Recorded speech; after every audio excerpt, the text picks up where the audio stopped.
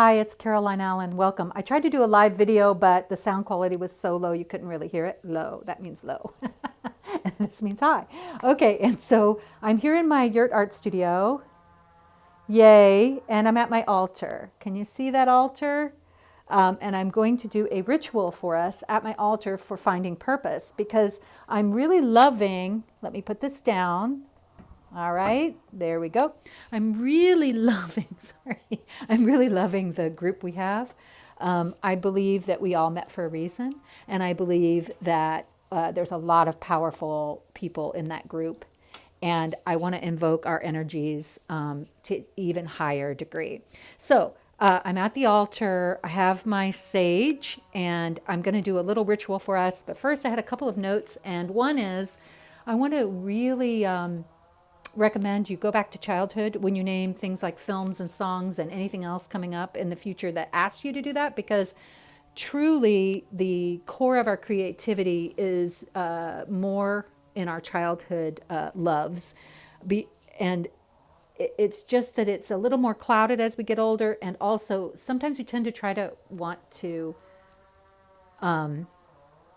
manage the presentation of ourselves. And when you go back to childhood, it's before we were trying to be cool, right?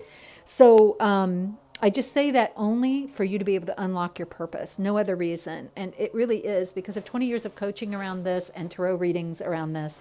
I know that it's locked right there in your childhood. So the second thing I wanted to say is there are a lot of coaches here and a lot of people want to be coaches. So I wanted to talk to you about that. So some people have asked me, we're in a pandemic. There was a wildfire here. I was evacuated. My good friend died. Didn't know if my house existed, was gone for 2 weeks, came back and dealing with smoke damage and my friend's dog, integrating her into my household, integrating a new dog into my household. And some people will say, well, maybe that makes you tired. And yeah, I mean, it does, because I accidentally scheduled day 3 wrong, right? But at the same time, coaching gives you energy. And so even like last night, I was kind of blah, and this morning, because I'm tired, and I thought, I'm going to go do a ritual in the yurt for all of us, because in giving, I get back. And so I want to say this to anyone who wants to be a coach, who's on the verge of it. If you think you're too tired and you don't have the energy for it, the energy comes from giving. The more you give, the more energy you get. And of course, you have to balance it. But a lot of us are under the mistaken notion that if I give, I don't have it to give, not knowing that the giving actually brings it back. It's like I don't feel like exercising, but when I do it, so I don't do it because I'm too tired, but when I do it, I get the energy. It's the same exact thing with coaching. So I highly recommend not waiting. So the other thing with the ritual, I just think there's so many powerful, creative people in this group.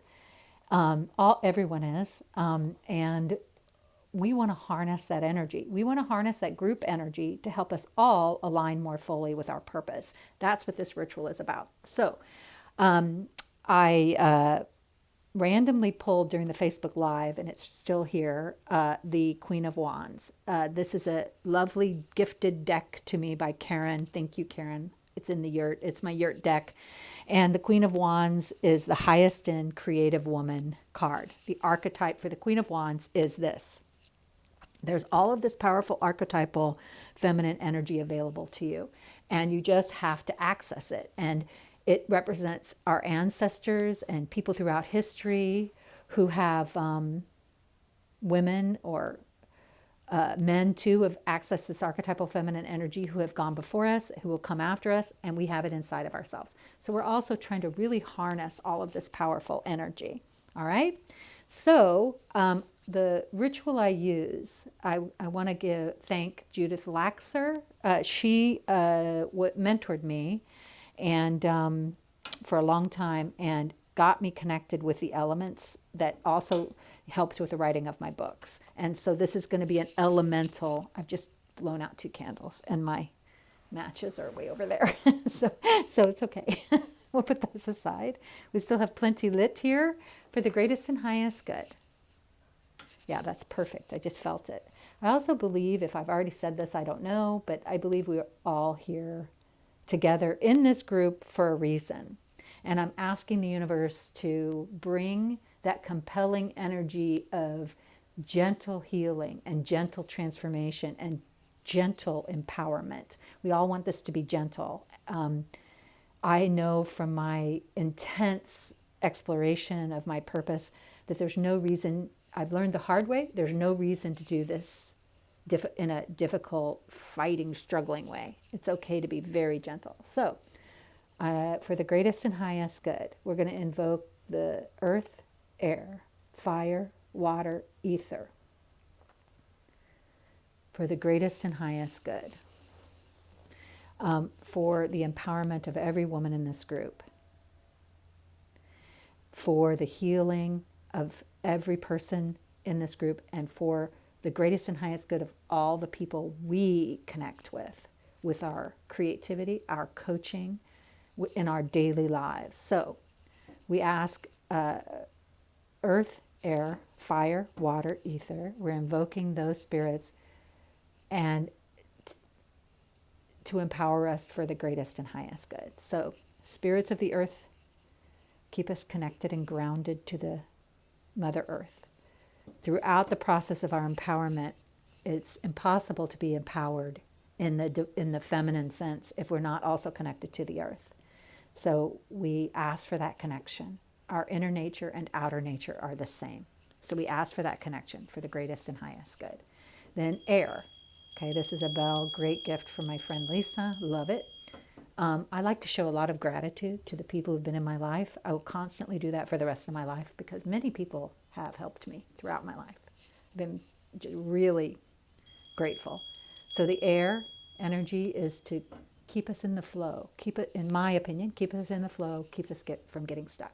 So we ask the spirits of the air to keep us in a dynamic flow with our purpose. Spirits of the fire, we ask that our passions are lit and that each of us have these passions, and we're lighting each other's passions by lighting our own passion. Spirits of the fire, keep us lit with passion of purpose now. Now this is my water. It's got a little heart, without spilling it. I'll probably spill it. That's the kind of day it is today. There's a little heart in the center. So spirits of the water, we're asking for a deepening of our connection to spirit for each one of us, individually and as a group. We deepen our connection to spirit for the greatest and highest good. Spirits of ether, spirits of the center, we're all connected. We're all one fundamentally. We're all connected to every sentient being, to everything around us, and to each other. We're all one. This is a co-creative space, not a competitive one, for the greatest and highest good of all.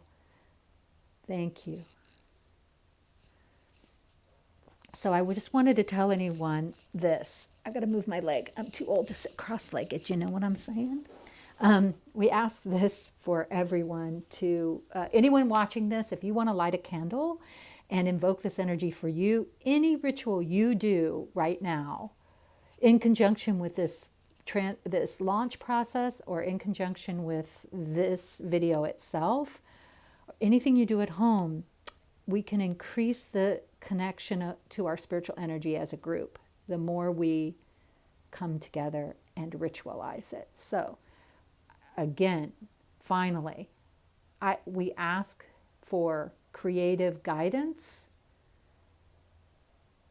creative inspiration, creative healing, creative spirituality, creative connection to the earth, gently and joyfully, for the greatest and highest good.